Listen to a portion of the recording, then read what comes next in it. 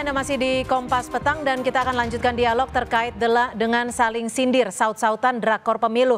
Dilanjutkan, silakan Bang Andre. Tadi sudah disebut apa maling teriak maling katanya. Singkat dulu. Jadi tadi ada pelanggaran oleh Bupati Majalengka dan itu sudah divonis oleh Bawaslu. Siapa Bupati Majalengka ini? Karena Sobahi sekaligus Ketua DPC PDI Perjuangan Majalengka. Itu satu. Ya. Yang kedua, ada beredar fakta integritas yang ditandatangani PJ Bupati Sorong dengan Kabinda Papua Barat. Ya. Ini kalau benar, ini menunjukkan adanya pelanggaran pemakaian instrumen negara untuk memenangkan pasangan tertentu. Di sini disebutkan di fakta integritas ini kalau benar, ini pasangan Mas Ganjar dan ini berbahaya ini. Oke. Ya. Dan ini harus diteliti betul oleh pemerintah. Jangan sampai, siapa tahu bukan hanya PJ Bupati Sorong ini, kalau itu benar. Banyak PJ-PJ lain yang sudah tanda tangan integritas dengan kabinda-kabinda di daerah. Tuh. Lalu yang kedua, lalu ada dugaan juga, yang ketiga, soal bagaimana PJ Gubernur Bangka Belitung itu diganti di kita tengah tangkap jalan sampai di situ ya Bang Andre.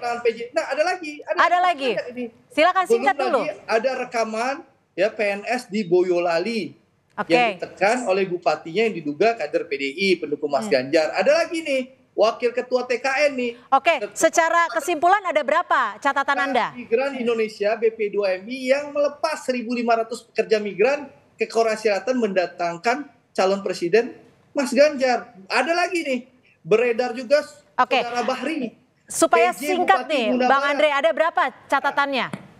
Jadi berapa poin? Catatan saya 9 poin. Jadi mari kita bicara jujur, jangan maling teriak maling. Di satu sisi kami di framing begitu jahat, seakan-akan kami pelaku kecurangan, tapi fakta-fakta yang mengemuka di lapangan dengan segala mohon maaf dan hormat bahwa ini merujuk kepada pasangan Mas Ganjar. Baik, kami tangkap sampai di situ Bang Andre. Silakan dijawab Mas Bimo.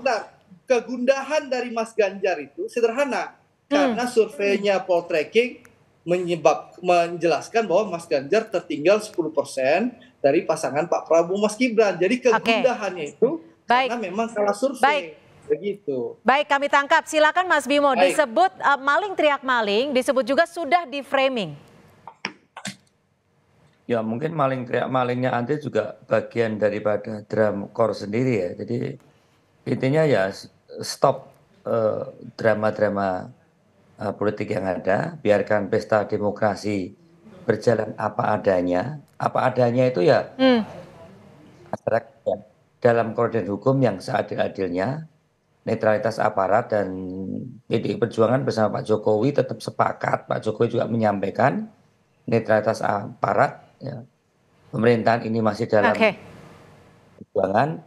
Kemudian bicara teriak maling teriak maling ya. Mari kita lihat semua ada instrumen, ada alat-alat gadget yang bisa kita rekam. Tapi dia tidak bisa tuduh bahwa istilah drakor ini indikasi yang terus gerakan keprihatinan yang di mana-mana. Yang disampaikan oleh berbagai pihak. Baik kalangan intelektual, seniman, budayawan, rohaniwan. Ya, seperti bara dalam sekam yang merembet ke sana kemari. Ya mungkin Andre bisa ngkritiki saya main drakor. Tapi apa Pak Gunawan Muhammad bisa Anda kritisi begitu? Tapi apa Gusmus bisa-bisa ngomong Anda kritisi? Romo Manis Anda kritisi? Intelektual dari seluruh 200 profesor guru tata negara kamu kritisi? Ya ini kan di dalam konteks ini saya kira kita tetap mari kita kembalikan hal menyangkut masalah drama-drama ini. Ya. Demokrasi ini bisa rusak dengan drama-drama semacam itu, ya. Kita kehilangan rasa kepercayaan satu sama lain, antar teman, antar saudara, antar atasan sejawat. Tapi saya sepakat seperti Andre katakan, bahwa ekses kegiatan peristiwa-peristiwa yang dikatakan tadi, silakan kumpulkan aja semua, ya kan? Itu nanti saling mengumpulkan bukti seperti itu ya, Mas Bimo ya?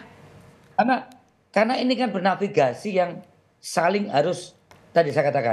Pastikan semua drakor itu, ya kan, supaya demokrasi berjalan baik. Jadikan hajatan publik, jadikan hajatan. Kalau drakor itu hajatan pembuat skenario, penulis drama, ya kan. Ini.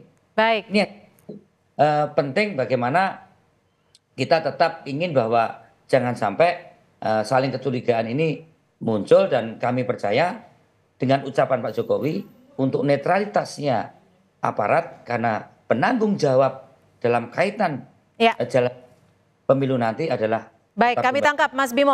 Saya ke Mas Hanta.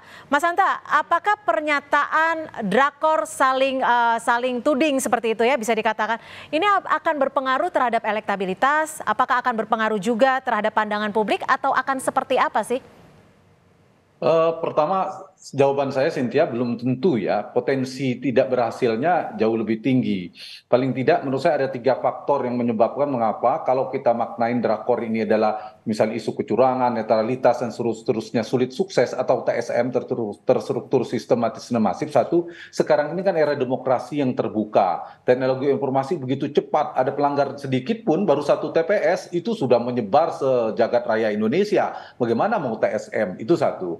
Tapi bagus yang dilakukan 2 kubu dan 3 kubu ini, bagus langkah antisipatif. Yang kedua, sekarang ini peta pilpresnya kan tripolar, diikuti oleh 3 kubu, ketiga-tiganya memiliki akses kekuasaan, meskipun yang memiliki potensi melakukan kecurangan atau tidak netral itu kan yang paling besar aksesnya. Kalau diurut memang dari pasangan Prabowo Gibran paling besar, tapi juga karena presiden katakanlah berada di belakangnya, tapi juga tidak kosong di Ganjar Mahfud juga ada Menko Polhukam di sana. Kalau ada potensi mobilisasi aparat misalnya, Pak Menko juga bisa bersuara di sana. Ada Bu Mensos kalau ada potensi menyalahgunakan bantuan sosial misalnya. Bahkan Anies pun ada Menteri Desa di sana. Kalau bicara potensi di dalamnya ada.